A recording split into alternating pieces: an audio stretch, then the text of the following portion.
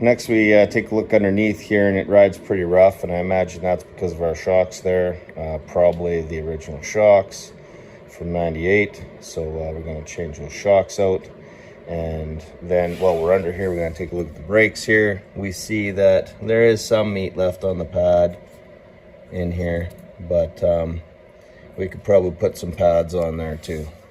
And I'll probably, while I'm under here, switch this out. I had a video before where I don't like that Torx head fastener. I'm just going to switch that out to a 1/2-inch bolt, and then this can be worked on in the future with a 3/4 wrench.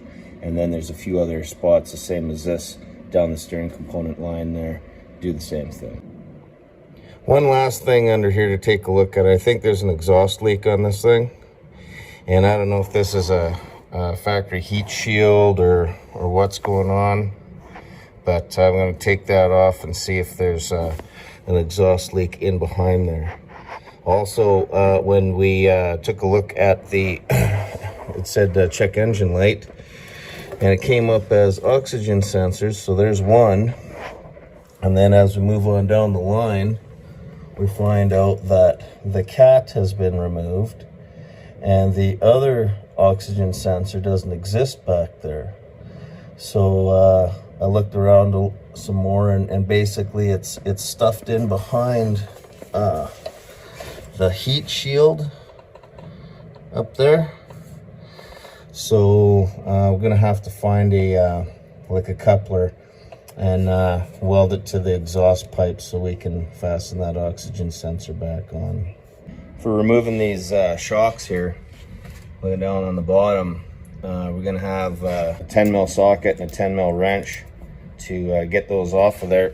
I just used the extension, and the impact came in from the bottom there, and then I had to use a short wrench to get in here because there isn't enough room for a long wrench to hold the top while you're taking that off. Top here, that ended up being a 15mm nut, and you'll remove the nut, and then there's the rubber, and then now you'll have to disconnect it from the bottom and then push that down. Again, I just used a socket and extension to get at that from the top. Now, it won't be that easy over here on the driver's side because it's underneath all of our tubing and brake lines and stuff. So there's no easy way about that one. You're gonna have to get in there with a short combo wrench and work it out by hand. Just simply pry the bottom out of that pocket there and pull it up and pull it over. It'll extend, and then you can drop that out of there. And here's the difference between the old one and the new one. And so what we'll do here is we're going to install this end up into the top, get it all lined up, and then we'll cut this wire here, and it'll extend, and then we'll line it up with the pocket there and get everything all ready to go. Notice on this one here is this is going to be a 9/16 wrench, where that one was I believe it was 15mm, and there's flats on the end here, and that's so you can hold this while you're tightening that nut down in the end when you tighten that down, because sometimes what happens is you'll try and tighten this and then the whole thing spins. So you'll those flats, you'll hold that, tighten this on the top, and then fasten your bolts in the bottom, and it should be good. And we got that hanging there from the top.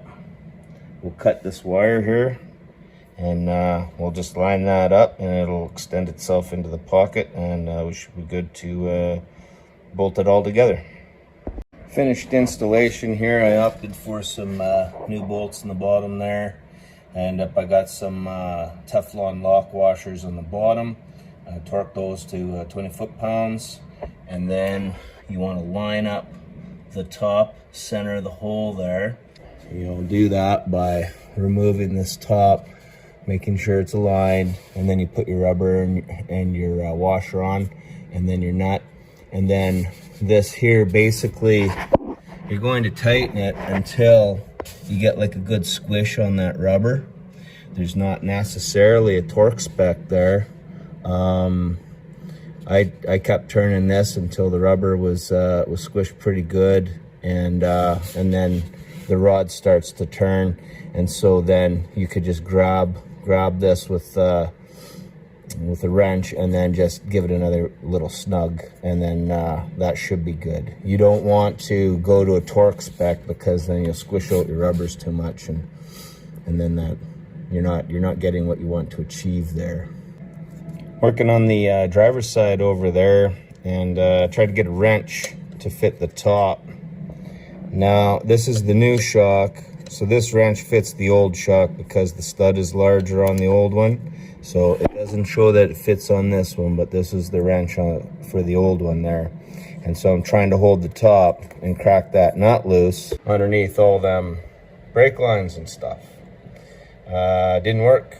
It ended up that the end of the wrench was slipping off the top there, so we had to come up with another method. And what we ended up doing was we just use a strap wrench here. I got it down low where I could get at it, and you just strap around the top of the shock, because that's all one piece. You hold that stationary while you break that nut loose on the top there. So that's a little trick on how to get that. That strap wrench is going to slide over top like so, and then you got this nut on here, and you're trying to break it free. You're going counterclockwise on the wrench, and you're going clockwise on the strap wrench underneath. So you just tighten this up around the body of the shock there, pull this clockwise, and this is a ratchet wrench here. These come in handy. You get that in there, and you just kind of ratchet that off of there, because there's hardly any room to fit anything. So you're turning that counterclockwise, turning this clockwise, break it free, get it out of there. Makes that difficult job a little easier to do. The other thing I was mentioning earlier is that the studs between the new one and the old one are a different diameter. This is larger than this one here, and also this is going to be a 9/16 wrench to remove. This one here was 15 millimeter, I believe. So that was a difference as well. And because you have them difference in studs, these rubbers, these shock absorber rubbers that get installed, they're different size. You can't use the old ones to the new, or vice versa. So you have to use the ones that came in the kit with the new shock here. Another thing to notice here is here's the new rubbers, and then you have one rubber that goes on here. This will go up and stick through the body, and then you're gonna put this one on. So these do go on, like they sandwich in like this, with that smaller diameter on both sides, and that smaller diameter fits the hole. That's what's gonna center into that hole there when you're installing your top portion of the shock. So what I do is I connect the bottom, and then I will adjust the top so that's centered properly, and then you can start tightening it down. Now when you tighten that down, that's why there's really no torque spec there. So you're gonna squish this down until you get a good squish on both of these rubbers here. And if you can tighten it too much, and so basically you want to squish this down to get a good squish on there, and that'll usually be when you're tightening up your nut till you get to the point where the nut and this rod start turning together. That's probably your ideal spot, and then you just hold on to the top of this and just give that nut another little turn, and call it good.